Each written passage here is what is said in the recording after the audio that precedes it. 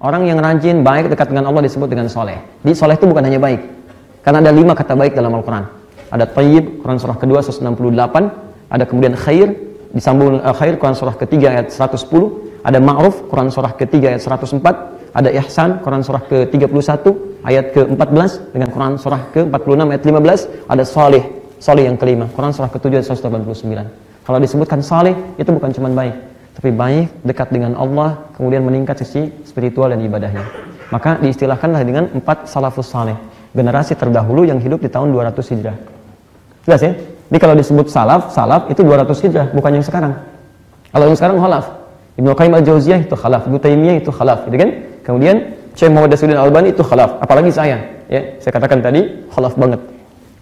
Kemudian, tapi kalau kita ikut ke sini, kita lihat nanti. Siapa 4 ulama ini? Kita teruskan. Ini. Pertama Abu Hanifah, Nu'man bin Bashir, ya, yang lahir tahun 80 Hijrah, wafat tahun 150 Hijrah. Ya, kunyahnya Abu Hanifah.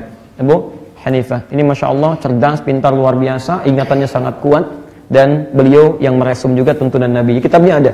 Ya, kitabnya ada semua. Kemudian ada Imam Malik bin Anas, ya, Imam Malik bin Anas. Namanya bapaknya Anas, Anas bin Malik.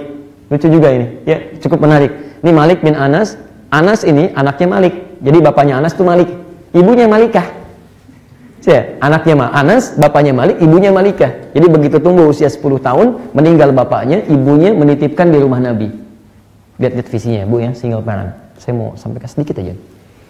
Dia cara berpikir para sahabat bagaimana menata masa depannya.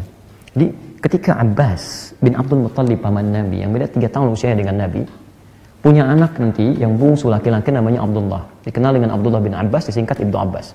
Ketika mulai tumbuh, beliau itu pengusaha, sukses luar biasa, sibuk, tapi masih menyempatkan waktu di weekend belajar dengan Nabi. Ketika sadar tidak semua waktunya bisa digunakan untuk belajar, maka beliau punya visi, minimal ada anak saya yang mendalami ilmu syariat. Maka didekatkan ke majelis Nabi, ponakan Nabi ini. Belajar, kadang-kadang Nabi ngajar, beliau merangkak, gitu kan? Kadang Nabi doakan, yang Allahumma faqihu fiddin wa alimhu ta'wil itu. Tahu apa yang terjadi? Ketika Nabi meninggal dunia, anak ini masih usia 13 tahun, 14 tahun. Bapaknya hafal 200 hadis, anaknya hafal 2000 hadis. Jadi kita harus punya visi, teman-teman. Anda boleh sibuk, tapi anak-anak itu kita siapkan. Antum belum hafal Quran sekarang. Masa di antara sekian anak antum gak ada yang hafal? Bapaknya boleh gak hafal, anak saya mesti hafal. Anak saya belum hafal, cucu saya harus hafal. Kalau cuma urusan dunia, jangankan antum. Orang non-muslim juga berlomba untuk dunia. Jadi kalau cuma antum banggakan urusan dunia, gak usah bangga lah. Persaingan kita gak ada apa-apanya. Kita harus banggakan di akhirat. Antum bangga urusan dunia, meninggal, gak ada yang dibanggakan lagi. Di akhirat pun gak ada meninggal lagi. Come on teman-teman, yang lain sudah berlomba nih dari sekarang, menyiapkan anaknya penghafal Quran, menyiapkan anak generasi terbaik. Mereka sudah berlomba-lomba. Kalau antum gak siap, antum ketinggalan. Tinggalan. Kalau sampai ke Australia, di Indonesia antum belum sadar. Berangkat belum sadar. Sampai ke sini belum sadar juga. Antum perlu ditempatkan kemana lagi supaya sadar? Cepat kembalikan. Ya, kembalikan ya. Nah ini poinnya. Lalu kelihatanlah oleh Umar bin Khattab visi ini. Umar ketika pindah ke Madinah ingin selangkah lebih maju dibandingkan dengan Abbas. Begitu Nabi tinggal di sini, Umar bikin rumah berdampingan di sini. Sekarang yang jadi Raudhah, di depannya ini arah Awali, di sini bikin rumah. Dan satu kamarnya mengarah ke rumah Nabi. Ditempatkanlah anaknya Abdullah juga, Abdullah bin Umar bin Khattab. Itu sengaja ditempatkan di sini untuk melihat kebiasaan Nabi. Jadi kalau Abbas menempatkan anaknya di majlis Nabi, anak saya kata Umar, sebelum keluar rumahnya dia sudah melihat. Sebelum sampai di majlis dia sudah melihat apa yang dilakukan Nabi. Lihat, Abbas anaknya nunggu di majlis Nabi. Anaknya Umar sudah ngintip-ngintip sebelum Nabi sampai ke majlis Nabi. Makanya nanti anaknya Umar lebih banyak meriwayatkan hadis dibandingkan dengan anaknya Abbas. Abdullah bin Abbas 2000 hadis, Abdullah bin Umar 2800 hadis. Tiba-tiba datanglah Malikah membawa anaknya Anas. Abbas nunggu di majlis Nabi. Umar bikin rumah ngintip-ngintip kepada rumah Nabi. Anak saya masuk ke rumah Nabi. Ya, itu sih. Dan single parent. Single parent. Sudah meninggal dunia suaminya dan sebagainya. Tapi bukan halangan untuk menjadikan anak saya lebih baik. Dan saya pengen punya investasi untuk suami saya dan sebagainya. Itu luar biasa. Datanglah pada Nabi. Ya Rasulullah, hadza ghulamun asyab. Ini anak saya, anaknya cerdas, cekatan. Tolong angkat dia jadi pembantu Anda. Nabi tahu ini dititipkan bukan untuk disuruh jadi pembantu, paham beliau, maka diterimalah di rumahnya. Itu membantu Nabi kurang lebih sampai dengan wafatnya Nabi SAW, 10 tahun bantu di rumah Nabi.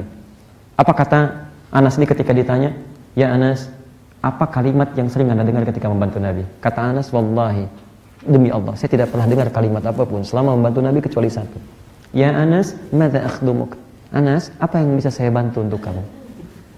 Nabi SAW. Karena itulah Anas jadi orang soleh, termasuk didoakan supaya hidupnya sejahtera. Kemudian lahirlah anak darinya, bernama Malik bin Anas. Malik ini tinggal di Madinah sampai kemudian meninggal dunia, nggak pernah keluar dari Madinah. Dikenal dengan Imam Darul Hijrah. Lahir tahun 93 Hijrah, wafat tahun 179 Hijrah. Masih dalam 200 Hijrah? Masih ya? Baik, madhabnya dikenal dengan nanti Imam Malik ya, menulis kitab Al-Muwatta. Kemudian Asy-Syafi'i, namanya Muhammad bin Idris. Kakeknya diantaranya namanya Asy-Syafi'i. Ini lahir tahun 150 Hijrah. Jadi begitu ini wafat, beliau lahir. Termasuk keturunan Nabi, zuriyah Nabi SAW. Ini kekuatannya luar biasa. Ya, dekat dengan Allah, orangnya saleh. Dan ini belajar kepada Imam Malik salah satunya. Kalau Anda ingin tahu kekuatan Imam Asy-Syafi'i, satu kali beliau datang ke Madinah. Kemudian sampai di Madinah, kalau kita lah lebih cepat datangnya dibandingkan dengan majlisnya dibuka. Dibuka hari Rabu, datang hari Selasa. Tidak mengganggu syekhnya, tidak ngetok, tidak mengatakan saya datang jauh-jauh. Tapi adabnya luar biasa. Makanya dulu orang belajar adab dulu sebelum belajar ilmu. Itu nunggu di depan pintu, nggak ganggu syekh, ditunggu aja sampai dibuka besoknya. Begitu dibuka, kata Imam Malik minta kepada asistennya, iftahil bab, buka pintu. Di sana ada seorang sudah menunggu lama. Padahal nggak pernah keluar Imam Malik. Begitu keluar, datang di majlisnya, datang Imam Asy-Syafi'i. Madza indak? Kata Imam Malik, ya madza turid? Apa yang kamu inginkan? Uridul hadis, saya pengen belajar hadis. Madza indak? Apa yang kamu punya? Hafidhul Muwatta. Saya sudah menghafalkan kitab Al-Muwatta. Dalam semalam menunggu besok itu menghafal Al-Muwatta. Tebalnya segini. Imam Syafi'i. Asy-Syafi'i ketika merasa hafalannya mulai berkurang, pernah satu ketika datang pada guru Imam Waqi. Syaqautu waqi'an an su'i hifdhi, fa nasahani an atrukal ma'asi. Faqala li al-ilmu nurun wa nurullahi la yunzalu ilal 'asi. Saya pernah merasa mengadu pada Imam Waqi guru saya tentang buruknya hafalan saya. Buruknya Imam Syafi'i mungkin beda titik, beda koma. Anda bayangkan, kata syekhnya, ilmu itu cahaya, dan cahaya Allah nggak akan diturunkan pada pelaku maksiat. Tinggalkan maksiat. Ini rumus. Kalau Anda ingin diajarkan oleh Allah kebaikan-kebaikan lebih daripada yang lain, tingkatkan takwa, ibadah, tingkatkan jauhi maksiat. Bukti terbaiknya Imam Syafi'i.